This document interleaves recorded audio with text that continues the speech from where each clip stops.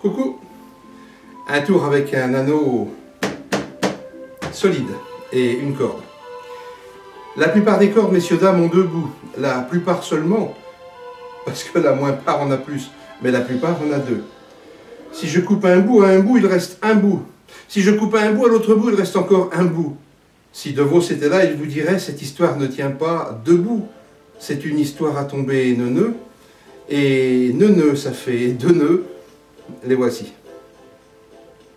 Bon, je vais vous le refaire, Savez-vous, messieurs, dames, qu'aujourd'hui on fait des cordes avec des poignées de transport? C'est très pratique. Vous avez la corde et sa poignée, vous vous ruez sur les lieux du spectacle, arrivez sur les lieux du spectacle, vous enlevez la poignée, et là vous avez un programme qui tourne rond. Alors, la poignée, vous allez me dire, qu'en faire? Le matin, on se la serre, mais à cette heure-là, on se l'insère. Où ça? Dans le programme, bien sûr. Et de quelle manière? Eh bien, je vais essayer de vous le montrer le plus élégamment possible. Attention, faites très attention à mes mains qui ne quitteront jamais mes avant-bras. Et regardez bien, en direct, l'insertion du petit morceau dans le grand.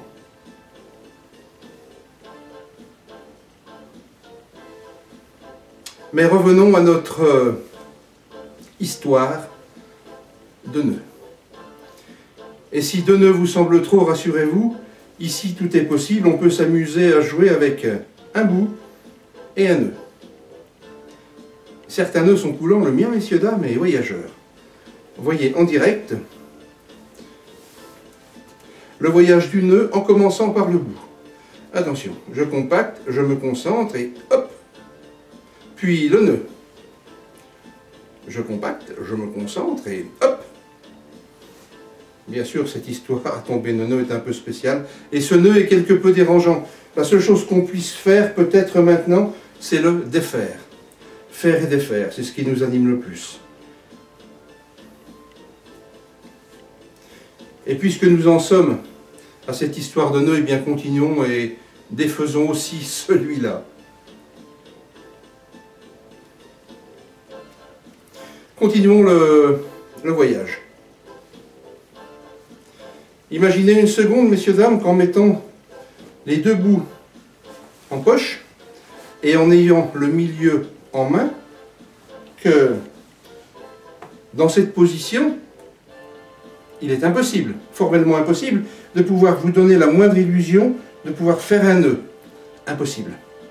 S'il y avait ici un nœud et que ce nœud puisse fondre, réduire et disparaître, c'est que vous êtes victime d'une illusion qu'il n'y a en fait plus de bout et qu'on tourne en rond.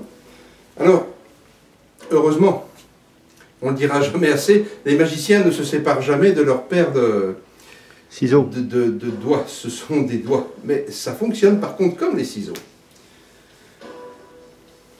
Un classique de la magie des cordes, messieurs, dames, que vous n'avez jamais vu d'aussi près.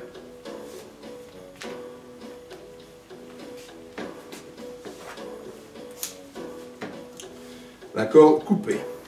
La fameuse corde coupée que, du geste auguste du noueur, je m'en vais réparer activement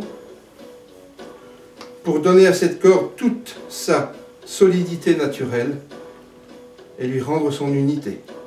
On pourrait lui donner un petit peu d'élégance en se débarrassant de ces appendices qui dépassent et il nous resterait un nœud. Regardez bien ce nœud, messieurs, dames, dans quelques secondes devant vous, il va disparaître. Attention. Vous ne le perdez pas de vue.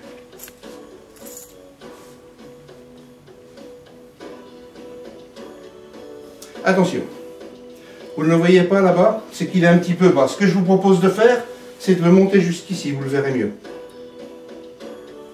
Et puis de le prendre et de l'enlever. Et de l'offrir. Lorsque je fais ce tour, on me dit, messieurs, dames, avec ton morceau de corde, va te faire pendre ailleurs. Alors je vais le faire devant vous, en direct. La douleur n'est qu'une information, ça va aller très vite. Et lorsque le nœud sera fait puis serré autour de mon cou, et quand il va traverser, la seule chose qui restera, c'est le souvenir d'une petite douleur, voire un petit chatouillement en bas de la glotte. d'une corde simple, d'un anneau rigide. Je vais vous faire une petite démonstration mathématique. Lorsque vous regardez l'anneau et la corde, si vous avez l'impression à un moment donné que la corde ou l'anneau passe l'un à travers l'autre, c'est qu'encore une fois, vous avez été victime d'une illusion. Oubliez la première illusion et concentrez-vous sur la deuxième. Regardez bien, la pénétration de l'anneau au travers de la corde.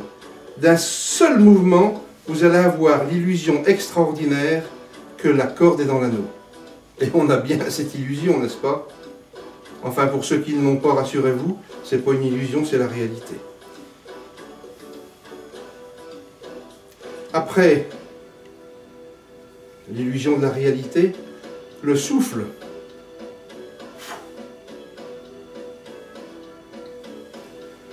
La symétrie.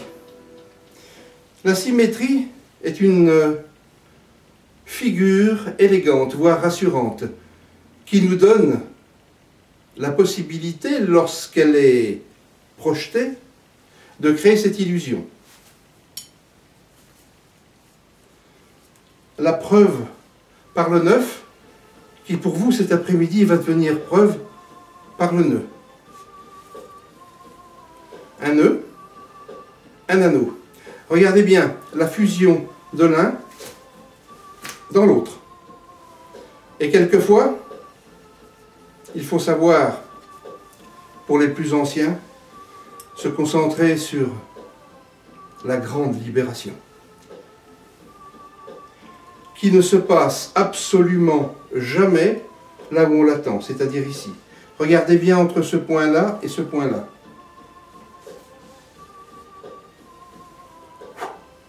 La grande libération. Messieurs, dames, si d'une corde, une simple corde, l'envie me venait de couper ces cordes en 3 parties, je serai en mesure de vous raconter l'histoire des 3 sœurs. La petite, la moyenne et la grande. 3 sœurs d'une taille différente qui peuvent devenir identiques. Et bien entendu, tout ceci n'est vraiment qu'illusion, et depuis le début, la seule chose que l'on sache, c'est que nous avions une corde solide, entière. J'espère que ça vous a plu. Messieurs, dames, c'était l'histoire d'une petite corde, et je vous en souhaite bonne réception.